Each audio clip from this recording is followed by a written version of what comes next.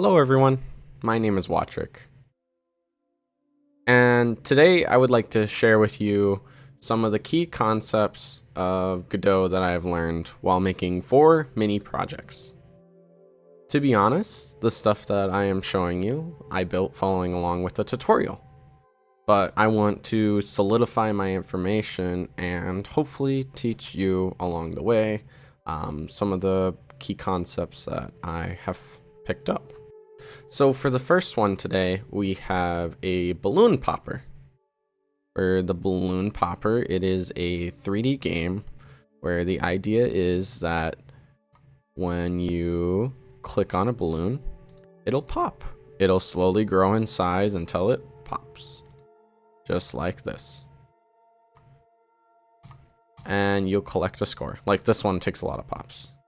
The balloon popper game is made up of 3 basic nodes that I've learned for 3D, which is the area 3D, which allows you to then contain the mesh instance 3D, which that is a shape that you can give to it, and then you can give color, transparency, you can remove it and give it like different textures. This is if you don't have your own 3D model or shape or sprite that you want to put in. This is a collision shape 3D, so it makes it so it signals when it collides if you did physics, if you did like a physics-based system, or when you interact with it, like in this game, we do an on-click event. There are 2 scripts that make up the balloon popper game.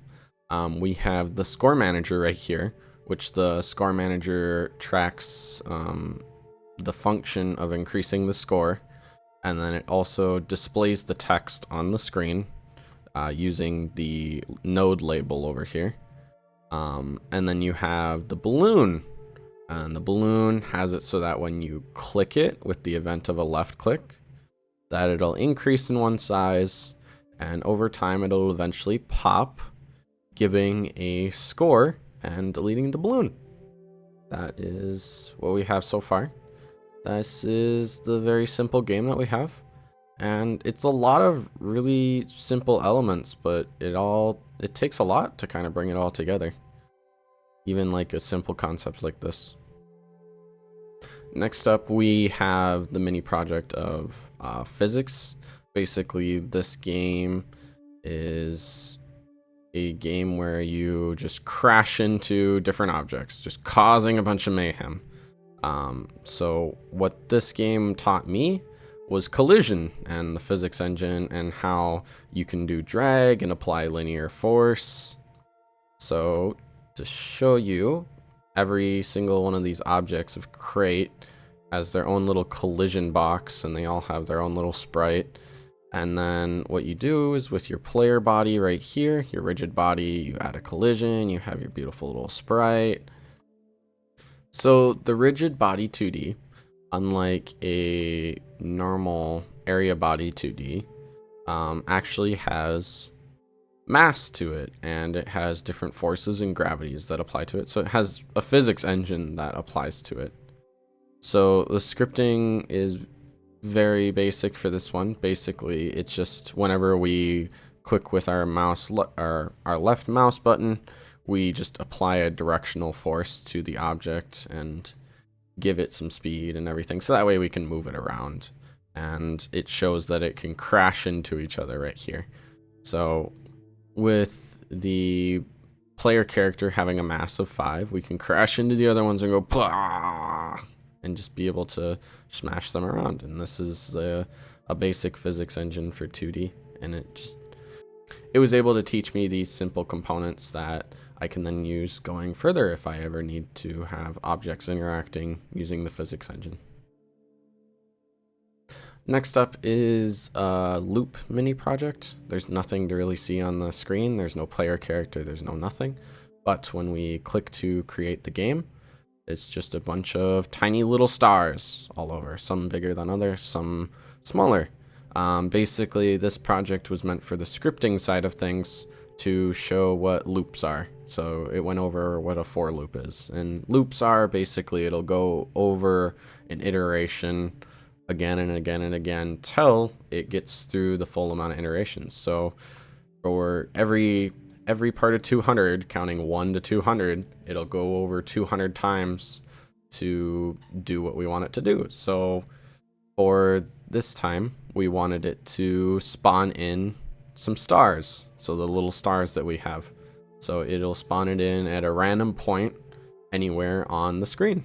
And that is what this project is symbolizing. As you see, a bunch of randomly placed in different spot stars, some closer than others. So for the last mini project, it was kind of taking a bit of the ideas that we have so far to make a skiing game. The player is able to ski down the slope and to not hit the trees. That is the goal, because if you hit the trees, you have to reset the scene like I did right here. So the goal is to get all the way down without it. And obviously there's no end state at this point, so there's no way to restart the game. But it takes quite a bit of elements. So you need like a static body 3D. So for the slope, you need the slope to be able, so you can actually go on top of it.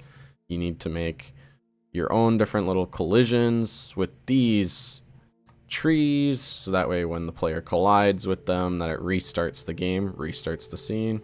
You need to make it so that way the character can slide on this plane that we have right here. And it also, when you go into the scripting side of things, let's go to player physics. No, not this one. Player movement. Here we are.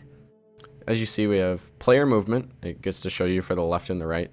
And then it also has a signaling function. So that way when the colliders interact with each other and when they hit, it sends a signal to the program that it was collided.